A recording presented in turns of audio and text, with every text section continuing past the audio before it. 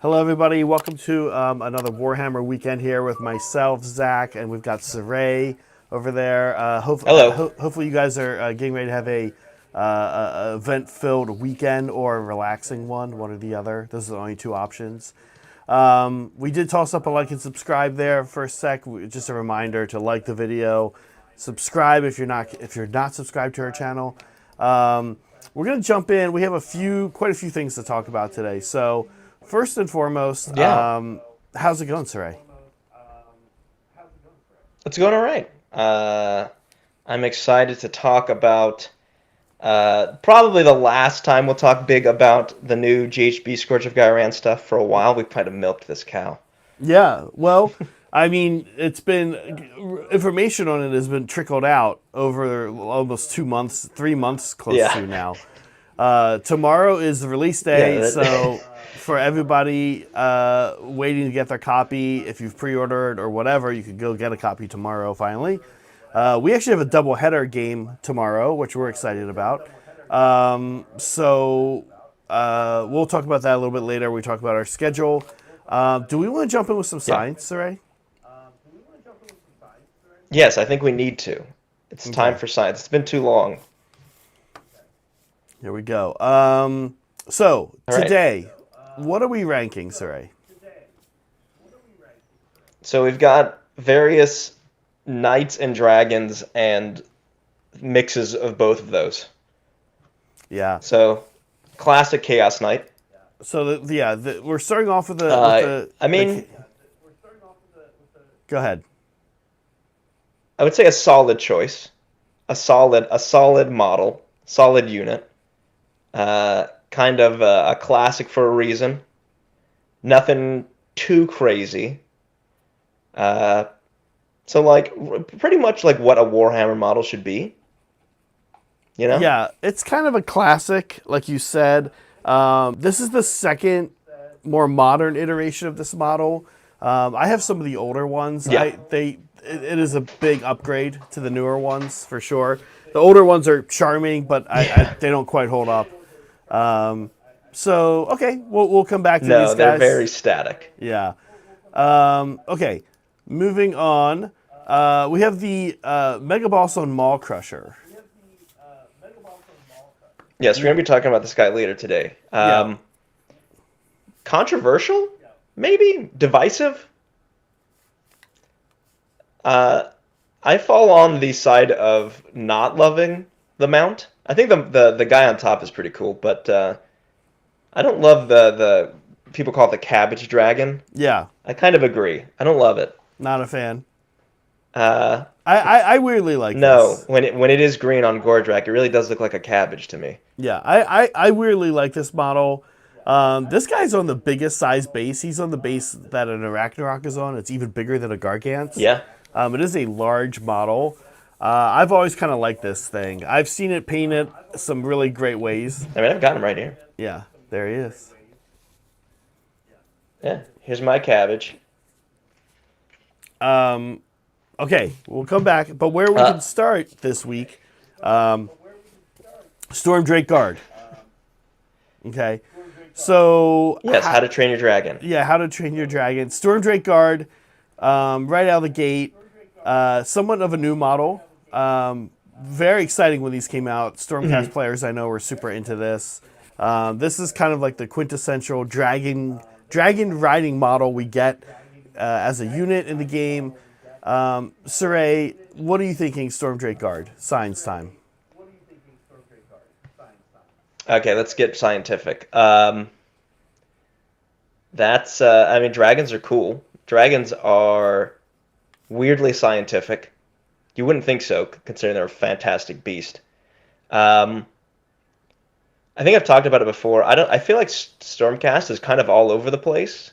Sometimes, like it's like they're kind of quite generic knights in shining armor, but then they also have like, oh, here's some dragons, and here's some griffhounds, and here's a big bird, and it's Right. just a lot. It's just like maybe too much going on. They have a lot of animal adjacent friends. Actually, Yes. they end up being the faction that kind of has the most almost.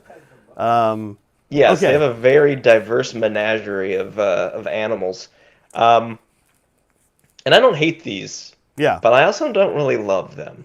Okay. So I here's our feel like list. It's when I been. say Go ahead, please. yeah,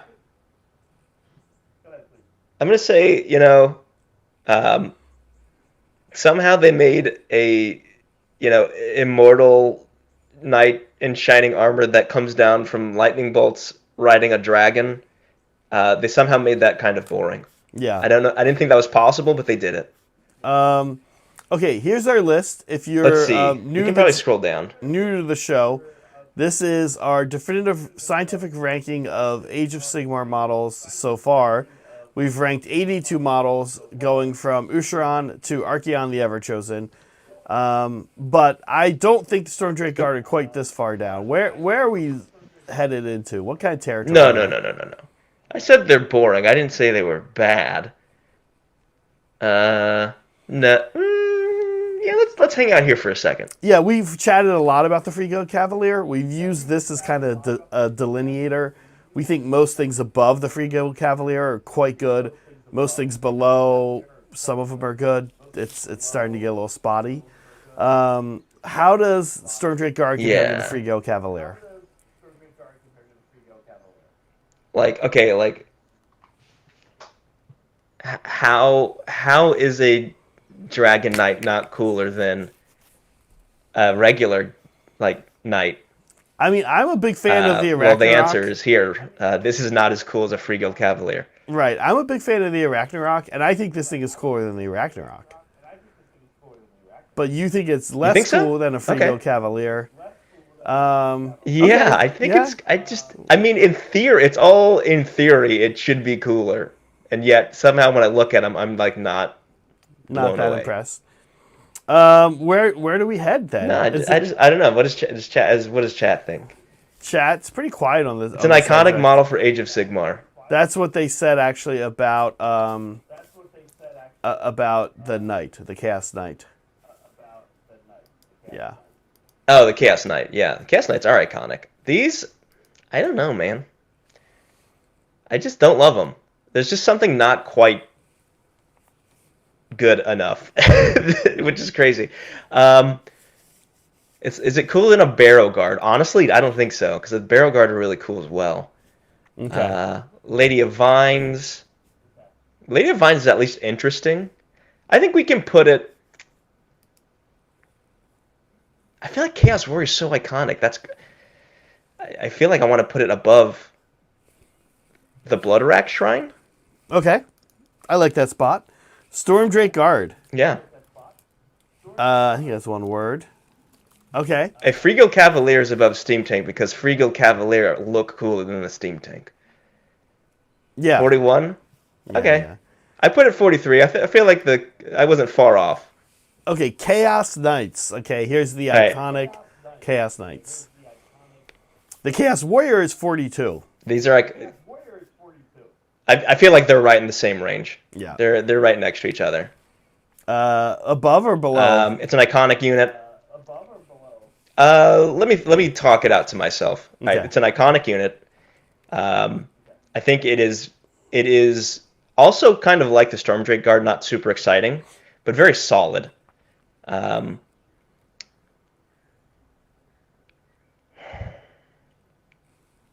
it's a nice reimagining of the old Chaos Knights of Warhammer Fantasy.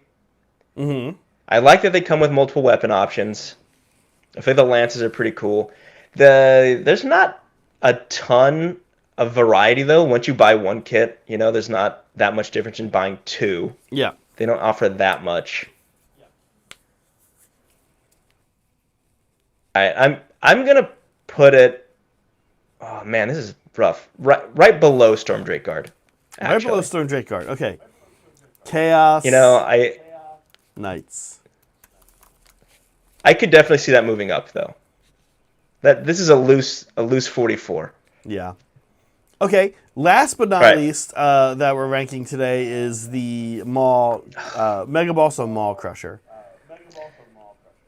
Like I said, this is divisive. Yeah. It's divisive. Are we headed down? What? I'm curious what chat thinks. This doesn't really, just doesn't work for me. I think the pigs are much cooler. Um, Okay. like Yeah, I get well, it. It's a Gore big. Grunta is 50. Oh, Gorgrunt is 50. Yeah. Okay. Is it cooler No, than... sorry. When I say the big pigs are cooler. The little pigs are not cooler than this. Okay, the big pigs are up here somewhere. Maul Grunta, right? That actually ended up getting pretty high. Where is Yeah, that? use Mogrunt to Gouge is 14. 14, yeah. It's right there. It's 14. Yeah. I don't think it's this cool. I don't think it's up here. Um, keep let's hang out around here. Is it cooler than Iridan? I don't know. I don't think it's cooler than the Great Cannon. Great Cannon's kind of like an iconic, or it's the new iconic. Is it cooler than a black coach? Yeah, I agree. Less cool than a black coach. A Bloodthirster? I personally don't think Bloodthirsters are that cool. Man, that's. Yeah, I'm kind of in that camp too. Theoretically, very cool in art. Mm-hmm. Very cool. Conceptually cool. When you're reading about them, big corn demon should be cool. Whatever reason, the model doesn't always work for me. The model just doesn't. In between Black Coach and Bloodthirster? Yeah, it is. Okay. That's your spot. That's your spot. Okay, Mega Boss on Maw Crusher. I think it's I think it's Crush Is it? With a K and an A? That might be wrong, whatever. Okay. Also, just a little behind the scenes. I'm having Zach, I think there's a little bit of lag in the audio. There's some kind of delay. Okay, it's not just me who's noticed that then. Yeah. So let me know. We'll work around it. Yeah, let me know if there's something you can identify here with it, Saray. Unfortunately, no. Yeah, I worry about refreshing Video Ninja. So, okay, that's good. We don't want to break it. We're just gonna have slightly awkward pauses. While we talk. Okay. Back to our topic for today. There's some science. We want to chat a little bit of WarCom actually before we even get to some of our other topics here today. I think it is safe to say that we got a Khorne foot hero, and I think it's safe. What's really safe to say, I think, is probably that Khorne players are like, oh, okay, you know, that's kind of how everybody feels when they get their release and it's 1 foot character. That said, Saray, how do you feel about this guy? But hey, everyone is lucky that this guy wasn't getting ranked today. This guy is badass. This guy's pretty cool. Great pictures. Super cool. Back, yeah. For a regular guy on foot, badass. Mm-hmm. Yeah, and you know, I think there's a case to be made that Khorne, this isn't exactly what they want. We'll see what he does. Honestly, Saray, if this guy was like an aspiring champion, like a 70, 80 point foot hero that ran around and beat ass, but also, you know, died to when you looked at him, but, you know, had, 6 2-damage attacks, 3s and 2s, or 3s and 3s, good Ren. He could be fun. You're kind of doing that with aspiring champions. Yeah, I heard. So this guy's like a. Here, can you scroll up so we can see his whole? Give us the full frontal. He's What is he called? He's like a not exalted Deathbringer. He's just a regular Deathbringer. Yeah. So. Yeah, I can see why Khorne players are like, okay, so he's just like a not as good as the other guy. Yeah. Okay. I don't know. Kind of cool. Kind of. I don't know. Yeah. Yeah. I don't have strong feelings. I like his stoic pose. Yeah, I like the pose. He looks cool, but I'm kind of like, we'll see his rules. We'll see if he does what the Khorne players want him to be doing. Like I said, on behalf of corn players, of which I'm not one, I have my fingers crossed for like a little guy that is super cheap, kind of hits it hard, and you can take 3 or 4 of them, kind of run Yeah. around action monkey stuff. Even though heroes can't do a lot of the battle tactics. Okay, Yeah, now they can't. They're suddenly not as good. yeah. All right, let's move on. Back to what we want to chat today. Saray, we had a number of kind of quick topics we wanted to cut through. Nice and quick here. Yeah. Can we chat some of these? Some of these are from the mind of Saray. Yeah. Some of This these is are a from the mind of new Zach. mini segment called Quick Hits. Yeah, that we came up with that name after some thinking. I think it's strong. Yeah. Okay, let's chat some of these strong things. time. The app's been updated. That's good. Yeah. Nice. Not a lot to say about that. It is really nice though now to see the app updated, and it was pretty quick. We had a false start on the GHB, as in content creators. We were allowed to start talking and doing stuff with it last Wednesday. Seems like they wanted it to be this Wednesday, and they wanted the app to kind of come out with it. That has now happened. It seems like all is right in the universe as far as the release schedule goes. Tomorrow, you get your actual GHB, the same one we've been playing for a couple weeks here on stream. So let the fun commence. You mentioned the GHB is not free, Yeah. Saray. This is not new, though. This Yes. is I was bringing this up to you. You had mentioned the GHB, and I was saying, yeah, it's actually never. I think only when the app first came out forever ago was that current GHB in the app for free. Yeah, you got to pay for the GHB. You got to put the code in. Yeah, it's I mean, I guess that's just business, but you know, I kind of hurts a little to see, I feel like I guess I question what that does for the game. I'm not a business person, right? Obviously, GW should theoretically know better than I do, but like I feel like it's like if this is the main way you're pushing play, I don't know. And it's like it's not cheap to get into a new season.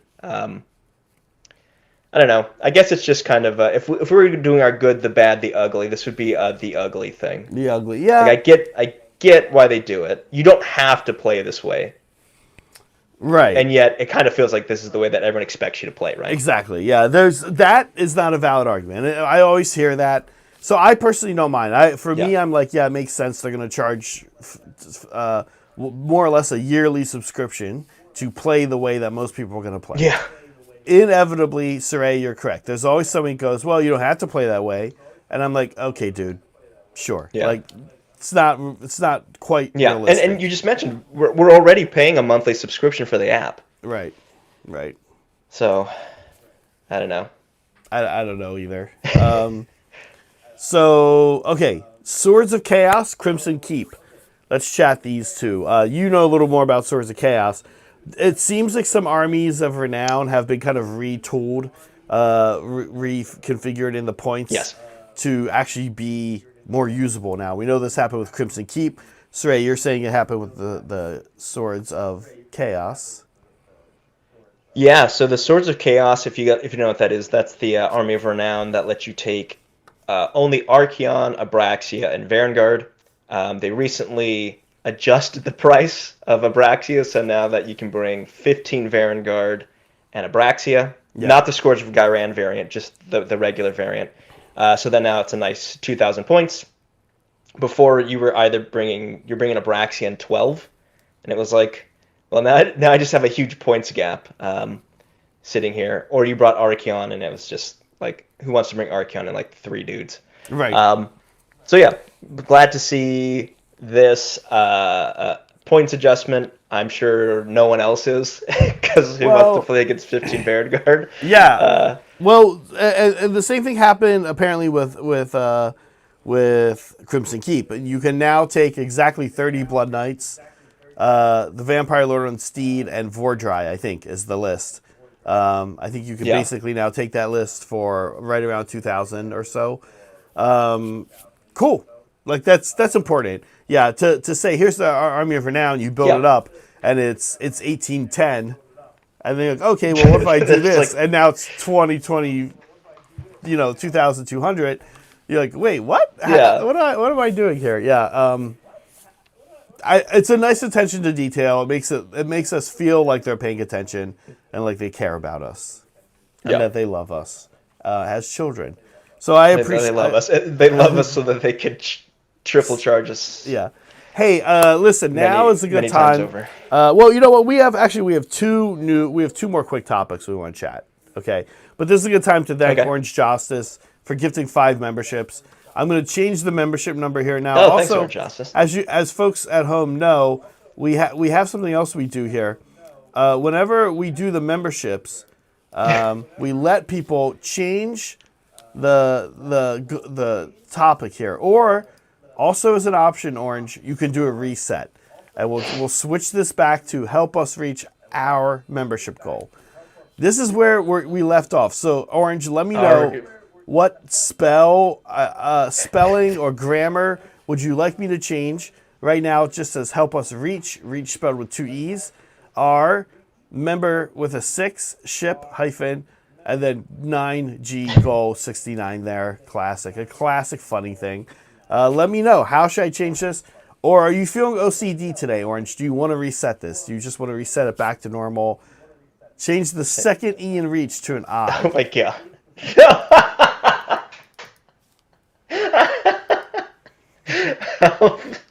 Oh, we need to start putting limits on this. Oh, wait. You can do it for 1 second and then take it away. 1 Someone second needs is all. to 1 second is donate all a it takes. membership so that we can take this off. 1 second is all it takes for a screen cap. I'm gonna not do that one. I'm gonna wait. I'm gonna not do that. I'm We're gonna gonna- veto. We're gonna yeah. Sorry, Orange. That was clever. I almost did that. Okay. H on help to a Y. Yelp us reach our goal. Not an ad for Yelp. Yelp us reach our goal. Okay. Good. Very good. All right. We did it. Now we're only trying to get 10 members today. We weren't super ambitious. We started a little late. We know we had some tech issues. We're moving computers all over our studio right now. We're moving things around. We're going, you need to go there. You need to go here. Demands are higher here. All kinds of stuff. Okay, 2 last quick hits I want to chat today. 1, new priority roll rule. This came out with the points, kind of weirdly. Whoever has more drops once per game can re-roll their priority roll. Kind of a big deal. Yeah. I mean, that could win you a game. It could win you a game. That said, interestingly enough, double turning has been, well, I don't know, Saray, after all of our games so far, what's the verdict on double turning? Brad and I had a game last night. We never double turned each other. I actually had more drops than Brad. No, you. And I didn't do anything with it. Like I didn't. I never asked Brad to re-roll or anything like that. So whatever we haven't used it yet on stream is my point. Yeah. So yeah. Sorry if you're hearing that echo. It's probably because of me. I don't think it's in window. Maybe. But yeah, the priority roll.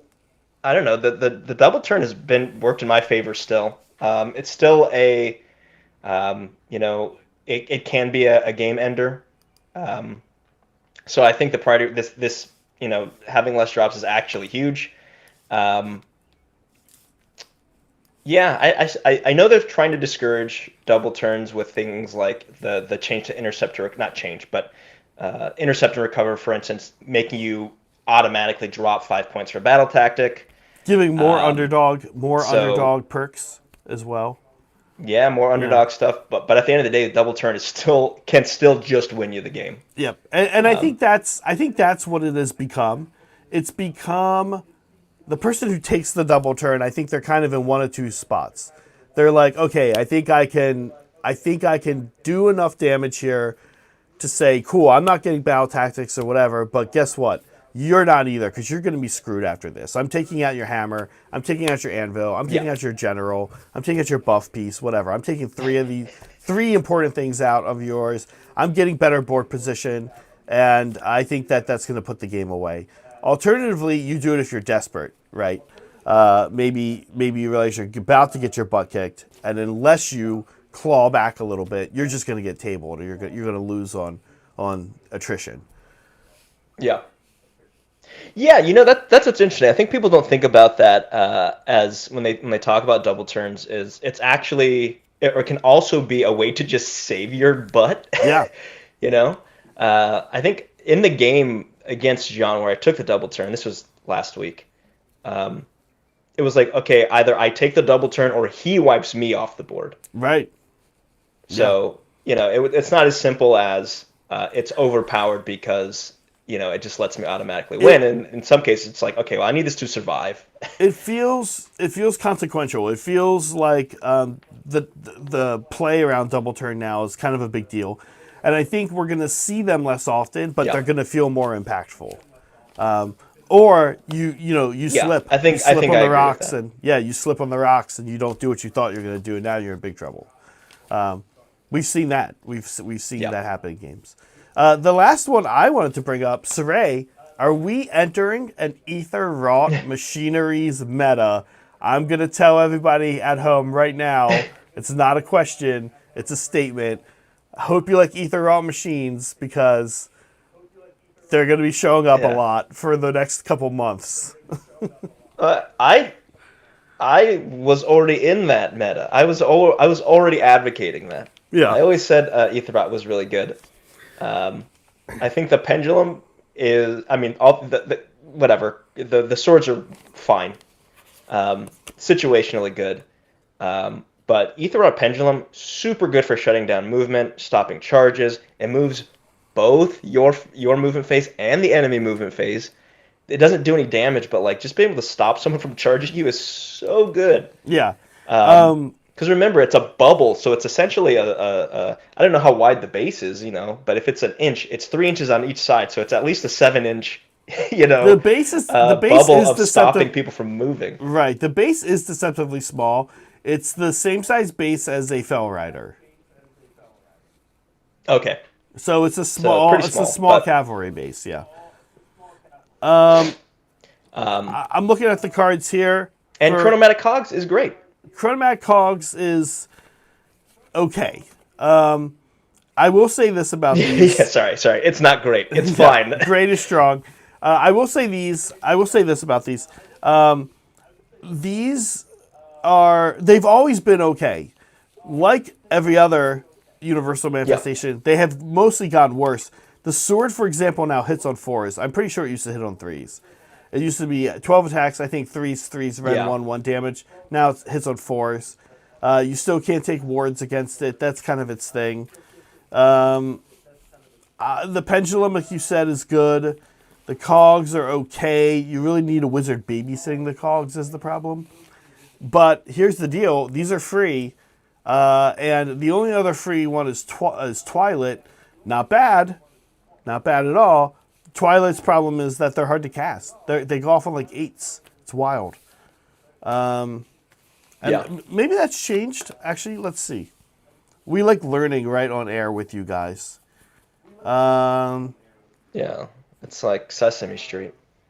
Let's see. Okay, well, the 7 on the portal. 7. They're all 7. Okay. Still kind of high for what they are, but yeah. Yeah, I don't know. But I want to know, folks at home, when you get going, tell me this time next week, on our show next week, you've played a game or two of the new GHB maybe by then. I want to know how many pendulums did you interact with. Yeah. Listen, I looking at these manifestations with new points, I looked at the Slaves to Darkness ones again. Mm-hmm. Still dog Still shit. bad. Still bad. What I will say this. Not taking Slaves of Darkness. What I will say about manifestations is this: the faction-specific ones don't have the kind of generic 6/6, 6-up save, 6-up ward. They've Yeah. maintained whatever they used to be. So, for example, my snake, I was using it last night in the game against Brad. It was out on the table for most of the game, doing some work for me actually, and it hits on fours. It has always hit on fours, Yeah. but its armor save remains a 4-up. It did not move to 6. So, I was kind of always wondering, how are they going to encourage us to take our faction-specific ones? This sort of seems like one of the ways they've done that. I don't just have technically the snake is at 10 health. Ready? The snake, 10 health, 4-up save. Yeah. A Cron Spine, 12 health, a 6-up save. I think the snake lasts long. I think the snake is tankier than a Cron Spine now. Yeah. Does the Cron Spine still has doesn't get automatically destroyed thing? Right, though, and the snake doesn't have that. So you can just banish the snake. Yeah. So. Okay. Well, just curious what folks at home are doing. What are you planning on taking, folks at home? Are you taking Ether Rot? Are you willing to pay for manifestations? Are you going to take your faction-specific ones if you have them? What's the plan? Well, if you start to list build it all, what are you thinking? What's looking interesting to you? What's the play? What's the plan? Okay. I guess yeah. Well, before we move on, I would pose the question: are people purposefully leaving 20 points in to buy a manifestation, or are they just saying, "I'm going to build my list and whatever I get, I get." I can't take manifestations. Well, fair. Some of the faction-specific ones, Slaves to Darkness aside, are actually quite good. I think Stormcast have a really good one. I love the Stormcast one. Both the Comet kind of happens, it's a one and done, but it's pretty good. And the Deus, and even the Hammer Tornado's okay, right? I kind of like the Stormcast ones. Yeah. Iron Jaws is pretty good. Iron Jaws have good. Daughters of Cain have good. I think Night Haunt have pretty decent ones. I can't complain. Can't complain. Okay, are we ready to chat battle plans? Let's do it. I'm going to let you take the lead. Okay. So, look, we're going to go through some of these today here. I'm going to close this and pull these guys up. We're going to go through these kind of quickly, but not too quickly. I want to be able to talk about them a little bit. If you guys have heard us talk about OBS before, it seems to randomize the order of things when you put them in a list. So, unfortunately, we're not really going to go through them in the order that you would want to think that they would go through. That's just a reality for whatever reason of OBS, our streaming program. Okay, but we will start at table 1, battle plan 1, the very first one. This is the first one we played on Brad and Steven about 2 weeks ago. Here we go. Okay. This one is actually fairly straightforward.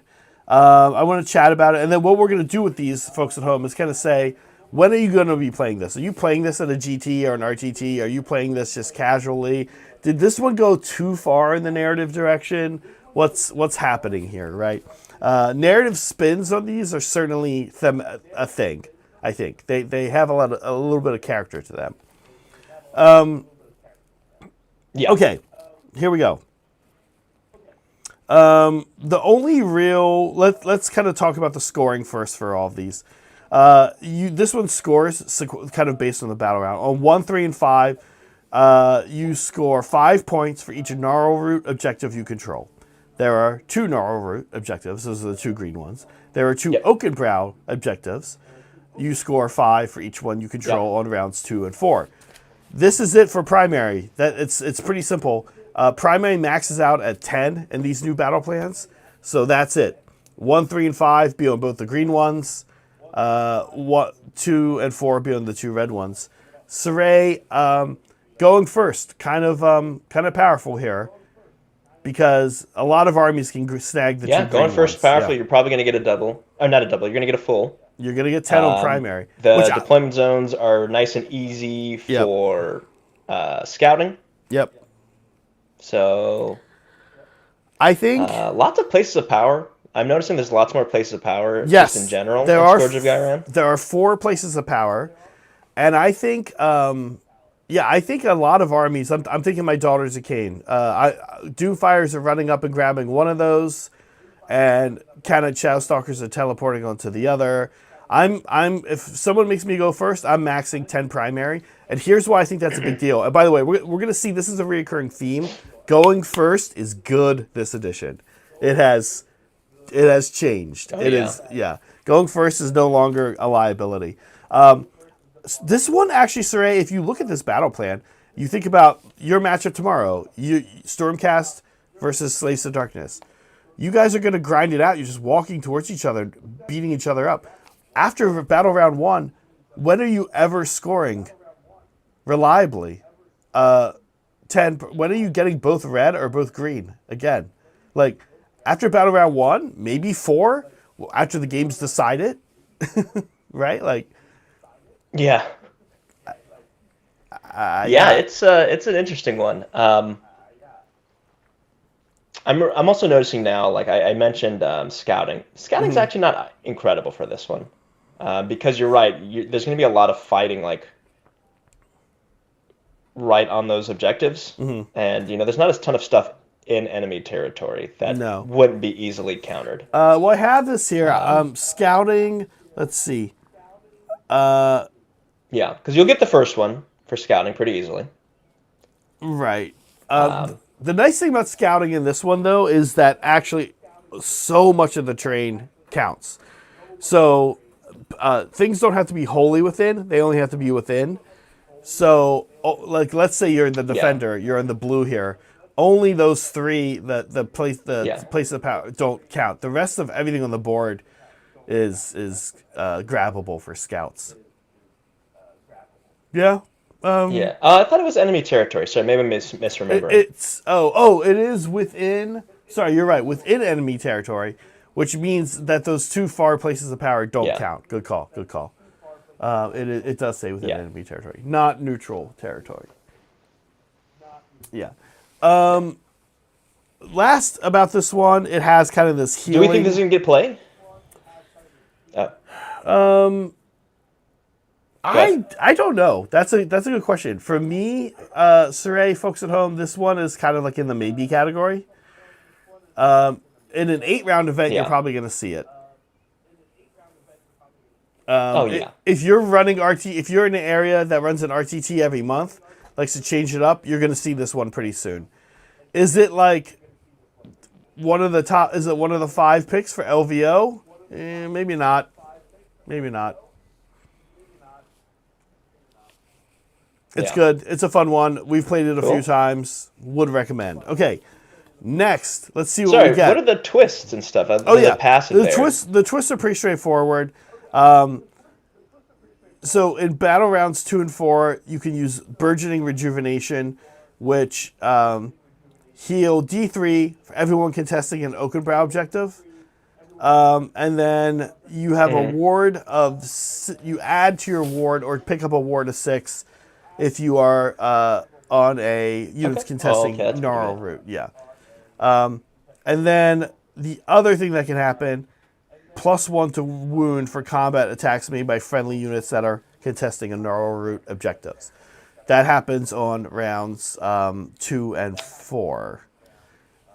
Keep an eye on it. There's Okay. stuff going on in this mission. You can't just you can't just blah blah blah the rules. You actually need to check the rules on this mission. Yeah. It's a little complicated. Cool. Okay, next we've got Yeah, I think this is a maybe. Surge of Slaughter. I think you and John played this one, Saray? Oh my god, yeah, this Surge of, not good for scouting if you have a very slow army. yeah, it's one of the few missions that has this equal territory that we saw a lot last GHB. I don't know if you guys remember, last GHB, this was like the default way to deploy. Like half of the battle plans had these 2 territories. I think Surge of Slaughter is maybe one of the most boring ones in the new GHB, and therefore maybe one that I think you can count on seeing in both GTs and RTTs. It seems like a lot of. There's not more terrain than normal, is there? I think it's the same amount of terrain. It just feels very dense. Eight pieces, all towards the center of the board, though. Very little on the outer limit of the board. Yeah.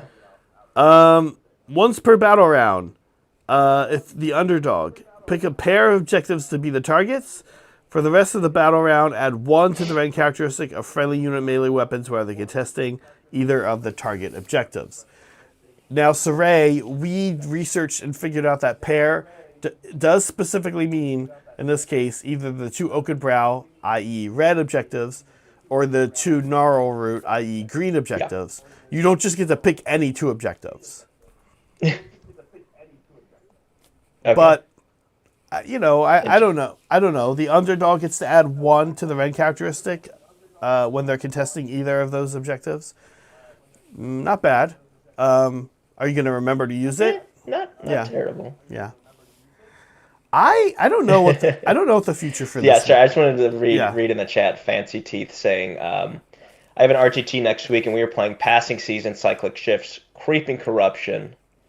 Cool. Let's keep an eye out for those ones when we get to them. Yeah. And also, Assistant Ref saying the ward thing situationally results in weird stuff like 3-up wards. Yeah. I was just thinking that, like a 3-up ward on what is it, Eltharion? It's pretty crazy. You can get on Lady O. 3-up ward. I wouldn't be surprised. To get kind of insane. I wouldn't be surprised to see an FAQ on this. An errata that says, it can't go above a 4 or something like that. Okay. Moving on. Let's talk. Let's see what. Oh, by the way, so Surge of Slaughter, I don't know. For me, I'm thinking Surge of Slaughter is, it sounds like you're back. Are you there with us? There you are, Saray. Yeah. I think Surge of Slaughter, I think we can expect to see it, personally. Yeah, it's pretty straightforward. Next, though, is a real controversial one. And from TOs I've heard, this is maybe the number one they're planning on not using. Also, we haven't done this yet. I was actually thinking, Saray, that you and Steven might do this one tomorrow. Oh, interesting. You have a little more speed than him, I think. But he does have a teleport. Yeah. This is an interesting one. I think on a first look, I'm like, okay, I get why you wouldn't use this in a tournament setting. Mm-hmm. However, I think it's kind of a nice meta breaker. Yeah. Potentially. I'm with you on this. I think it should be included because it's like it forces you to play a different way completely. Yeah. So let's talk about the primary first, because even the primary is interesting on this one. Obviously, right out of the gate, the deployment is interesting. But let's talk primary. So 5 for Oaken Brow, that's the red one. 3 for the Gnarl Root, the green one. 2 for the Heartwood, which is the one outside of the territories. Seems a little weird, right? The one all the way at the end there is actually worth the least. But you're going to be fighting for it because of these, of how tight the scores get in this edition of Sigmar. You cannot score primary in the first battle round in this mission. But to make up for that, interesting. To make up for that, whoever controls the Heartwood objective at the end of the game gets 10 points. That's okay. No, I can definitely see why you wouldn't bring this to a tournament now. Maybe. I don't know. I don't know. Because forcing people to go to the end of the game, like you really have to end up seeing how that goes. Yeah, that's fair. That's fair. You know. Okay. Not easy to call a game. The twist I don't even think is all that crazy. Here's the twist. Once per battle round, the underdog can use the Caustic Sap ability. Roll D3, pick an objective. Each unit contesting the objective Roll d3 on a 2+, inflicted amount of mortal damage on the target equal to the roll. If you pick the Heartwood objective at the very end, instead roll a d6 to do mortal damage. So it's not really that weird unless you do it on the Heartwood objective. Yeah. Then it's kind of a lot, or could be anyway. I don't know. I was thinking tomorrow one of us I think is going to do this. Either you and Steven or me and Meg. I don't know. What do you think, Saray? Oh, we lost them. Okay. Well, we'll move on to the next one. This one is a little weird.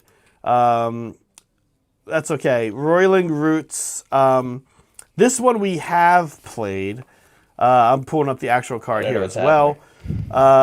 Roiling Roots. Okay. This one is, you see what we call classic Dawn of War style deployment. We actually have a few of those in here. Yeah. With a nice big neutral zone. Nice big neutral zone. Primary. This is kind of a standard primary breakdown. If you're getting your GHB tomorrow, this is sort of the default way.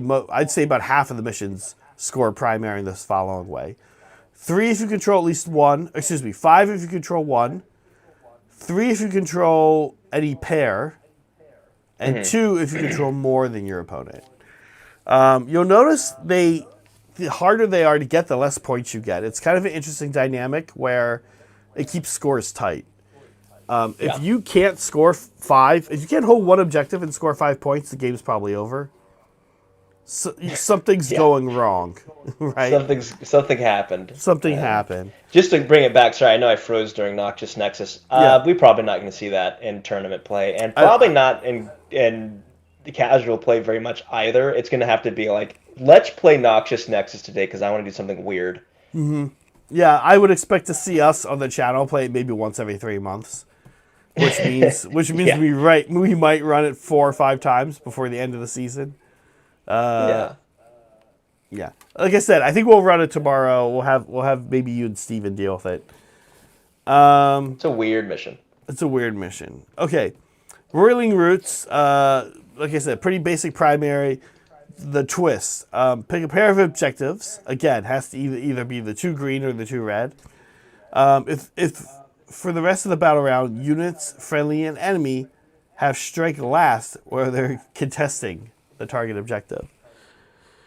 Okay, kind of weird. I see some interesting play here with.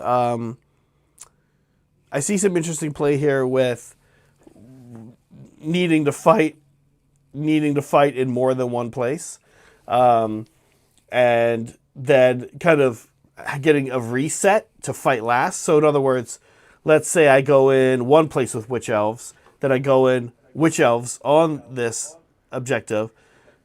That's a fight last situation. So we resolve all the normal fighting, then it goes to fight last. I once again have priority. So I think my guess is that's how people will probably want to use it. Like I said, to kind of get that reset on fight order. I don't know. Any thoughts on this one, Saray? No, I think it's a mission we're going to see pretty regularly. It's pretty solid. It's straightforward. It's easy to set up. I think this is if we're doing we haven't been doing our pick or skip stuff. I think this is a pick. I think there's a lot of crap on the board. Yeah. So I do wonder about scalability. Yeah. But that's most of these. Most of these have that. Yeah, but specifically this has lots of large terrain, right? It's got large forests and large obscuring. Yeah. So large you kind of have to have that stuff on hand, and I don't know how. On an RTT, even for a small store, that's a lot of terrain, right? Mm-hmm. A lot of big pieces of terrain. Yeah. It's not like you can sub smaller stuff. I guess you can sub smaller stuff in, but regardless, I like it. I think it's interesting and basic, and you're gonna see this a lot. Okay, cyclic shifts. This one is interesting. Same deployment, by the way. You see that Dawn of War style deployment. 5 for 1, 3 if you control 2 or more, and then 2 if you control more objectives than your opponent. So there are 6 objectives. It's maybe again maybe this is actually the most standard scoring breakdown. It's 5 for 1, 3 for 2 or more objectives, and then 2 more if you hold more than your opponent for the total of 10. Standard. Pretty standard. And then lastly, the twist is also pretty basic.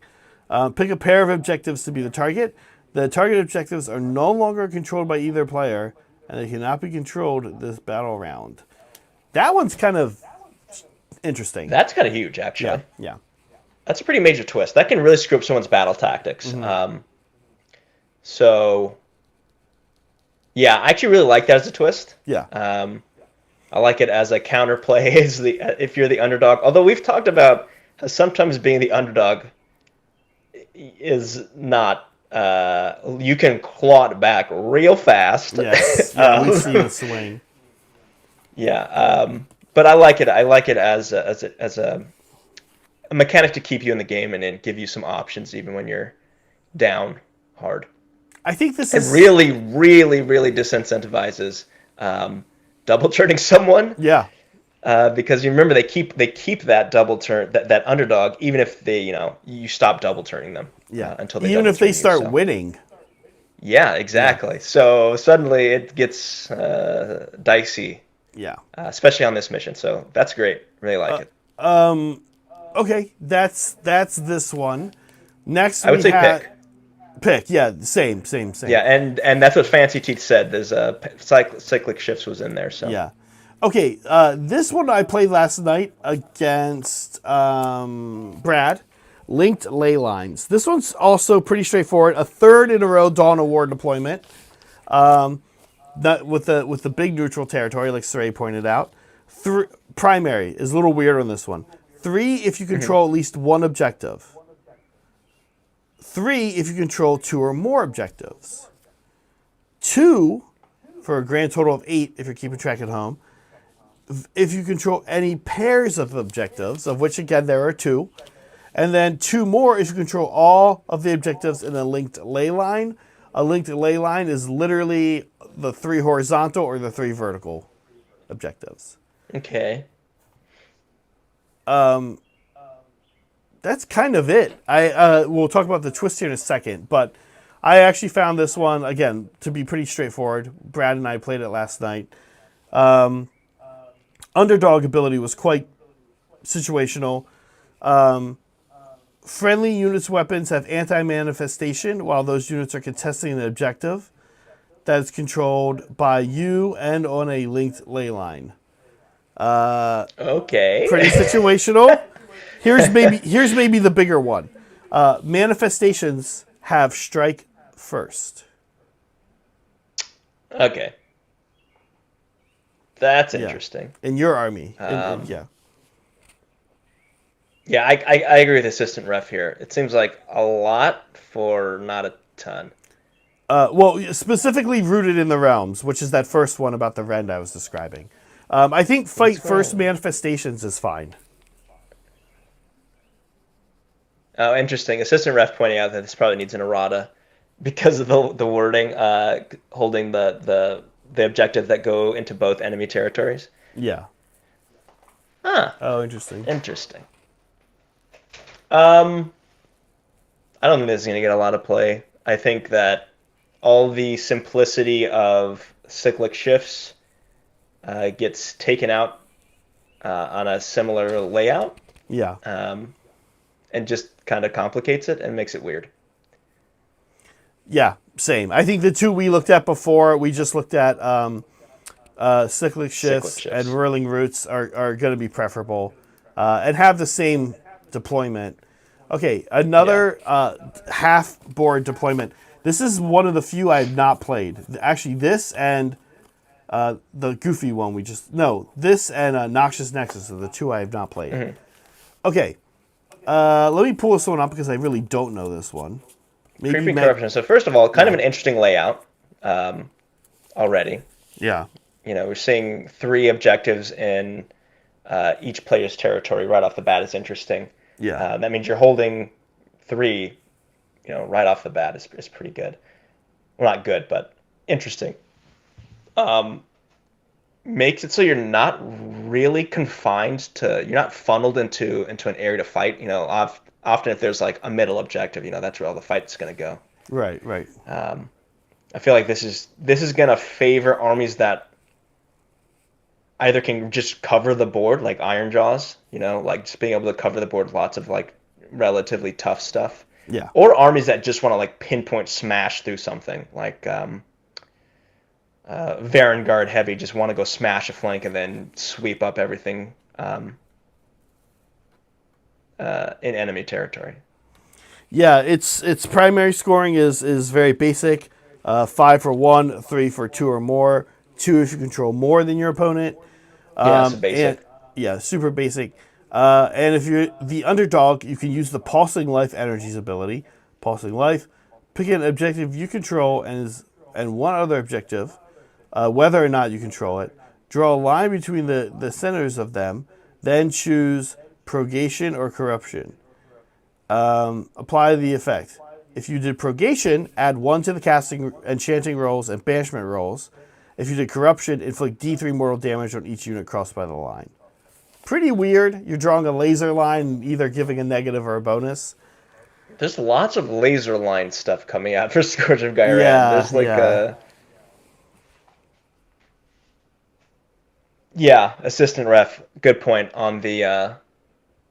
You end up wanting to, because of the laser lines you just mentioned, Zach. It's like how much time and effort is someone going to put into getting that relatively small bonus? Right. But like, I guess it could matter, late game. Yes, so. absolutely. We'll see. This one, I don't know. This one's kind of in the middle for me. Yeah, I think my gut reaction is to say I would skip it just because I feel like there's better stuff. Yeah, I would certainly play it in a casual game, but for competitive, I'm not sure if it'll show up or not. We shall see. Yeah. Okay, Paths of the Fae. This one, John and I played about 2 weeks ago. This one is pretty straightforward. It just has a funky deployment zone that we haven't really seen. And sorry, by straightforward, I'm thinking of a different one. This one is completely fucking bonkers and highly possible never gets used. Okay, this one is pretty wild. So again, the primary's fine. 5 for 1, 3 for 2, 2 for more. Not bad. Mm-hmm. Okay, this is the one where you teleport between 2 objectives. Let me kind of go through this quickly here. If you're the underdog, you must use the Spirit Paths Open ability. Both players can use the Stumbling Fourth ability. The Spirit Paths Open. Pick 2 objectives to be the targets. Just 2. They don't have to be pairs. All units within 6 inches must be removed from the battlefield by their commander. They have now vanished. You then take turns setting up vanished units. And let's say I pulled Saray Abraxia off of the red one in the top left, and I also picked the green one in the top right. You could put Abraxia back down to either one. Mm-hmm. Yeah, I don't know. This is funky. Now, they do have you place your models in a way that's kind of compelling. You have to be as close to the objective as possible as you alternate. You have to be outside of 3. And if you're going in the first battle round, you can't move. But units in the second battle round can move. You can charge, and again, you only have to be outside 3 of your opponent. I don't know. That is insanity. I just need to play it more. I know for myself. It can really screw people up because so many battle tactics and abilities are you can't have been set up. Right. Yeah. So this is setting up. I mean, not only are you like teleporting someone, this is like, also like whatever abilities you are or battle tactics you want to score it's not happening now. Sorry.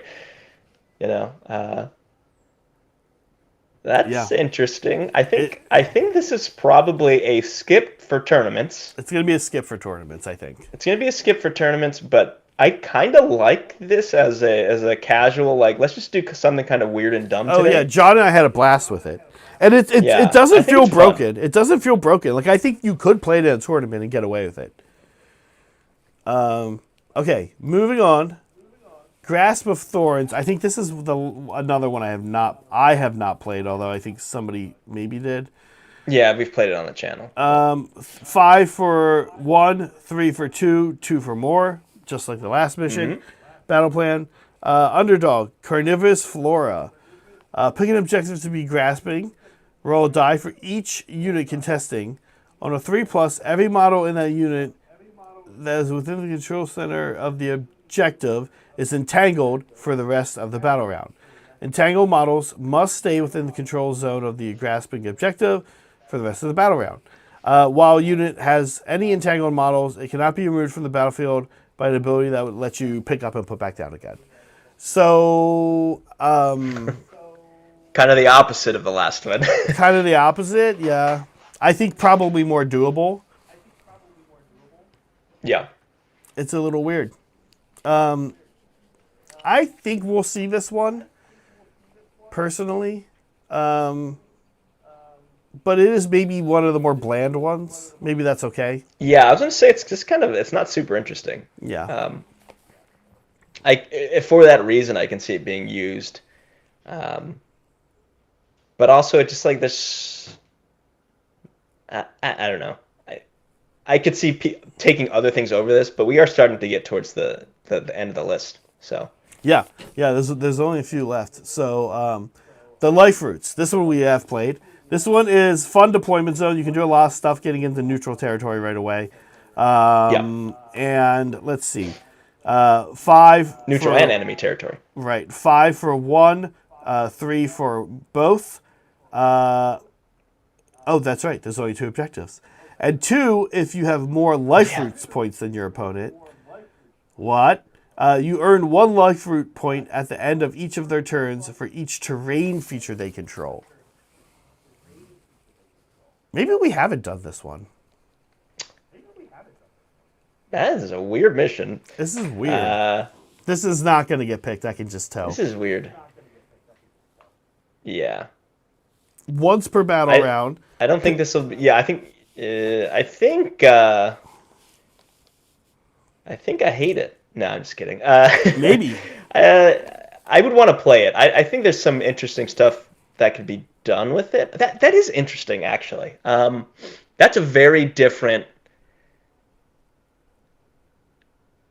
That is a really different way to force people to move to establish board presence, right? You're not Yeah. going after objectives which have these have a defined size, but you're going after these. You know, terrain can vary wildly. You know, even board to board at a tournament. You know, a small piece of terrain.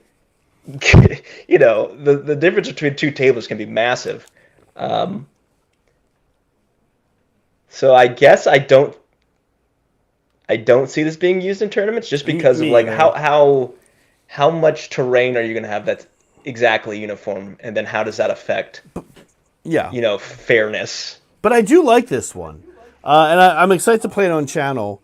I'm starting to think we have not played this one either. I know I said we've played most of them, and then we're like going through, and I keep being like, did we play this one? Yeah, assistant ref again. Thanks for pointing out lots of stuff. Like the fact that faction Yeah. terrain counts. Like some factions just don't have faction terrain, so Pick a that's just not. Yeah. The underdog thing.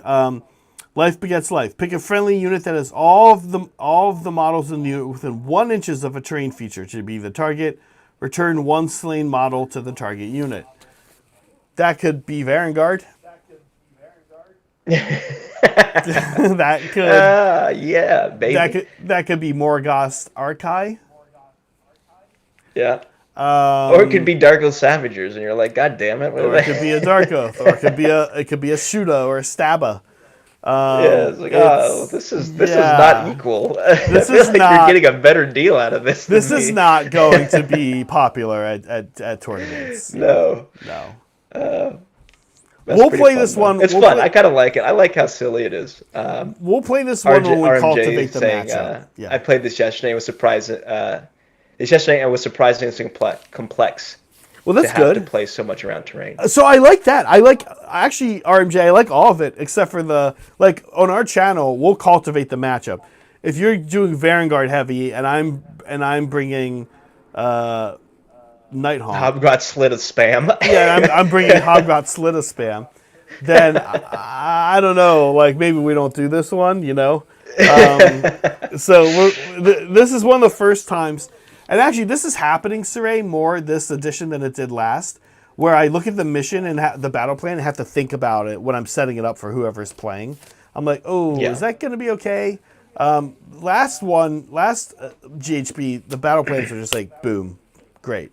Yeah, and we should point out like that is specific to us though. Like that's not a thing you're going to run into like for at a tournament. You're just not going to know, right? Right. Casual play, you know, maybe talk to your opponent beforehand and say like, "Hey, I wanted to play this mission. We should establish some things beforehand." But you know, if this shows up at a tournament, which I wouldn't count on, you know, you're going to want to be prepared for some pain potentially. Okay, closing in here. Life cycle. Megan and I played this one, I think, on stream on whenever her and I played our game. I think it was last Thursday. This is an interesting one. This is an interesting one. Is this one of the ones that Fancy Teeth said they had, or who was this? I'll go back up. Fancy Teeth said. Fancy Teeth. No, they didn't have this No, one. Creeping Corruption, which is one we said we weren't sure we would see in tournaments, but if Fancy Teeth, curious what your thinking was. I know that sounds like I'm like interrogating you, but I'm just curious, like why that over something some of the other ones. Well, Fancy Teeth, are you running it? Oh yeah, I guess I should. I don't know if they're running it or not. I think TOs are still trying to figure this out too. Life cycle. Yeah. Okay, this one has weird primary. 4 if you control at least one objective. 2 if you control more objectives than your opponent.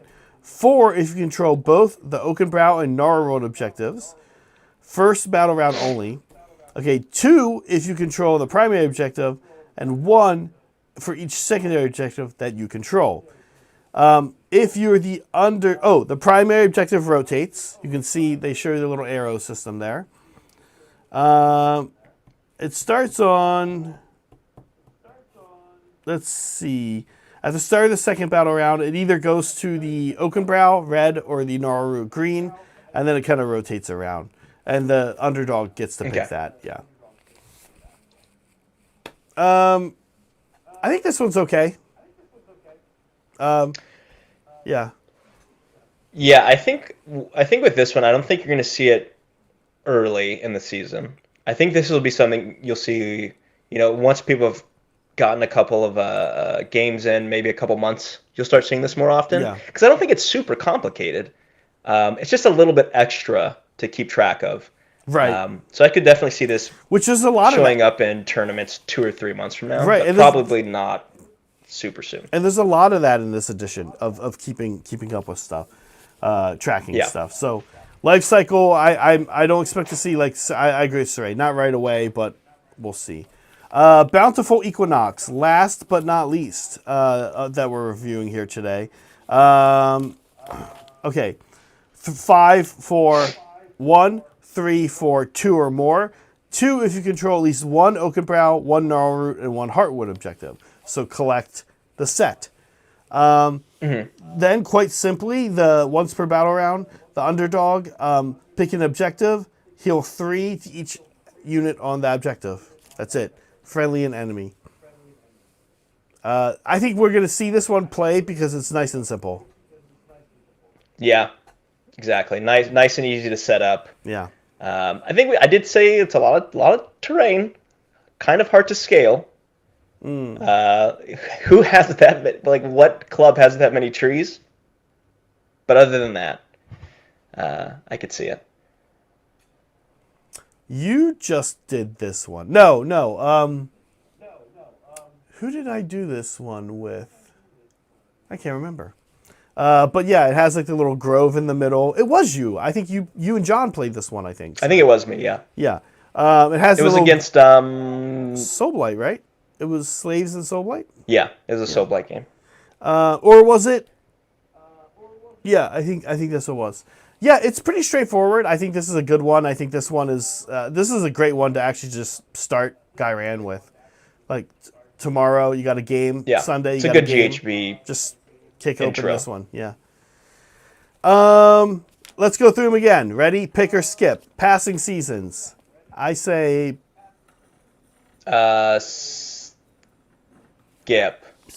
For tournament play, skip. I want to got play a lot casual. of weird rules. It's got a lot of weird rules. Surge of Slaughter. Pick. I think. Yeah. Pick for both. Pick for that. Noxious Nexus probably getting skipped. Skipped tournament wise, I want to play it just for fun, but even then, it's probably not getting played very much. Roiling Roots. This is the one that passes out Strike last. I think this one's gonna be in. Yeah, I would say this is a pick for. Yeah. As is the next one, which is Cyclic Shifts. It's fine, and the special thing is turn off objectives. Basically, it's this one. Yeah, so that's a pick. Yeah, it's linked to ley lines that I'm not sure is gonna stick around. It's a little too much going on, but I do think it's a back pocket one. I do think you'll see it if you attend 6 competitive events this year, you'll see linked ley lines once. I think you'll see it at least once. Just by the virtue of it's easy to set up. People start to get tournament organizers. They got to set up a lot of tables. At the end of the day, you're just like, all right, look, let them deal with all the complications. I'm just going to set this table up. Right. Creeping Corruption, I think we're going to see. There's nothing wrong with this one. Yeah, there's nothing wrong with this one, although I think we said we might prefer other similar setups. But yeah. I think it's a pick regardless. Paths of the Fae is getting skipped. I love it, but it's getting skipped. Grasp of Thorns is probably getting picked. It's just super boring. Yeah, not super interesting. Like weirdly, it's skipped on casual play because let's do something else. Skip? This is return one Life slate. Roots? Yeah. Again, bringing back a Mournfang or a Varangard is very different. Yeah, as someone who plays Elite Armies, I'm all for it. Yeah. I think this is probably.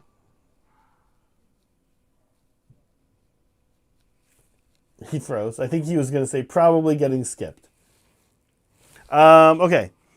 We've got Life Cycle. This one is weird, but not too weird. I think it's mid getting picked or not. I don't know, to be honest.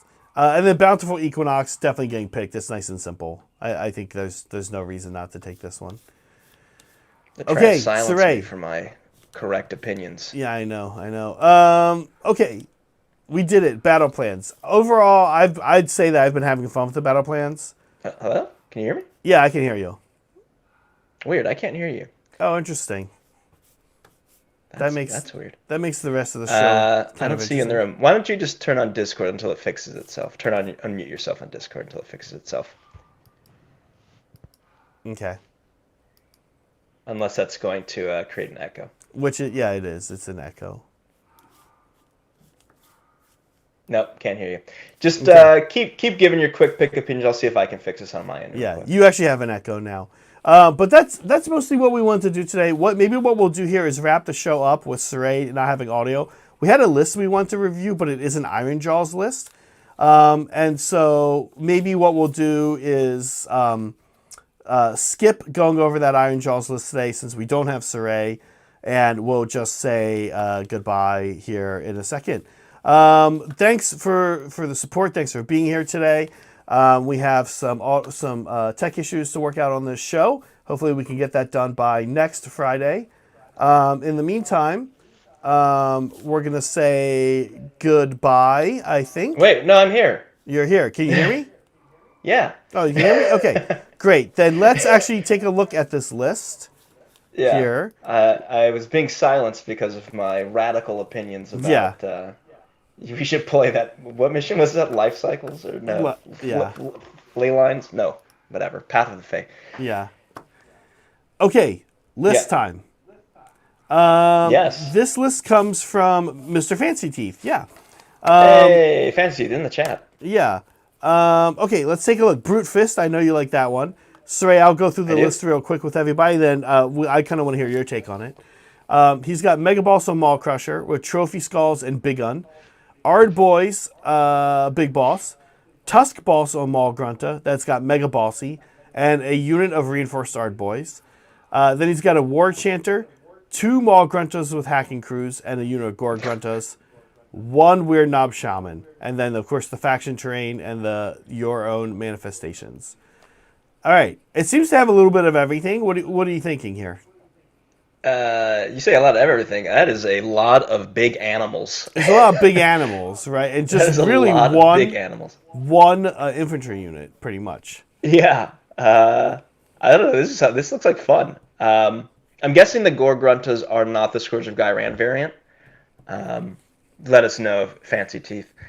I think someone asked me about Gordrak versus Maw Crusher last week on the show, and I think then I said Gordrak was really good.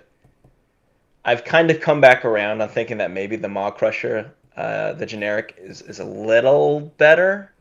I think it's, I guess, still situational. It's not clear cut like I thought it was. Yeah, this is a lot of fast moving, relatively hard hitting, relatively tough stuff. Um, I still stand by that Ard Boys and Brutes are probably the best units in the Battle Tome. That's But I agree. I not agree Battle with Tome. that. Having played against Um, them now multiple times, I think you're right. yeah, but still, I mean, Mog Grunter with Hack Crew can do work. Curious if you have a you now have the free um, what's the word I'm looking for? Um, Monsters trait. Oh Is yeah, that Big Un? Big Un. Yeah, Okay. yeah. Which one is Yeah, so Big you Un? have saves on everything.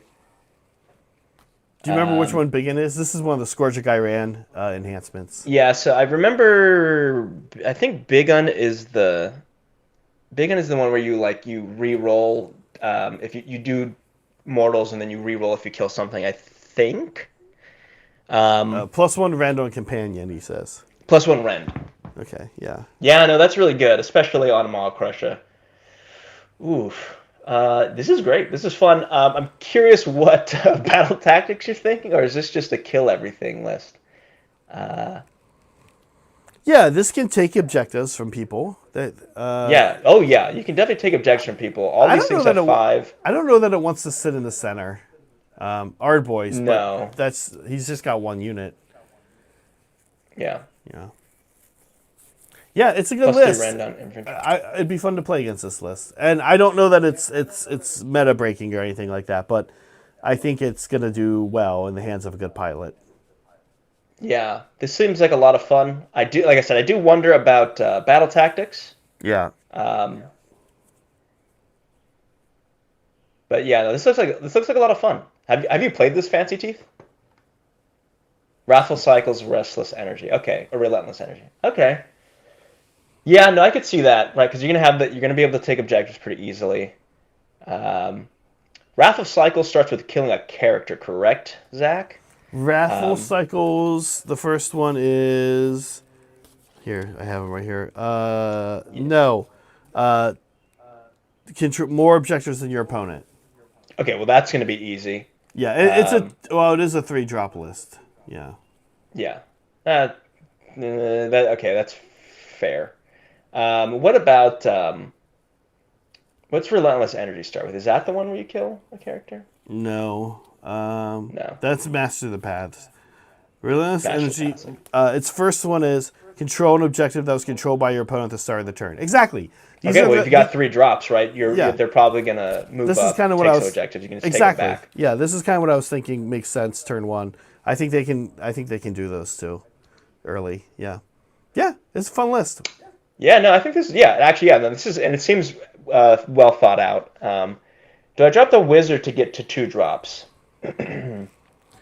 Um, No, you got teleport, huh? Your spells are too good. I don't know. yeah. Spells. You would want them for the manifestations Well, too. yeah, right, exactly. No, your manifestations are too good. Your teleport is good. I would probably say you want a wizard in this list. I Yeah, I would. guess I would keep it. what would you get for it? Reinforced Gorgruntas? Another unit of 3? No, they're too expensive. Yeah, because it's only 120. Yeah. Yeah. I guess you could make the Gorgruntas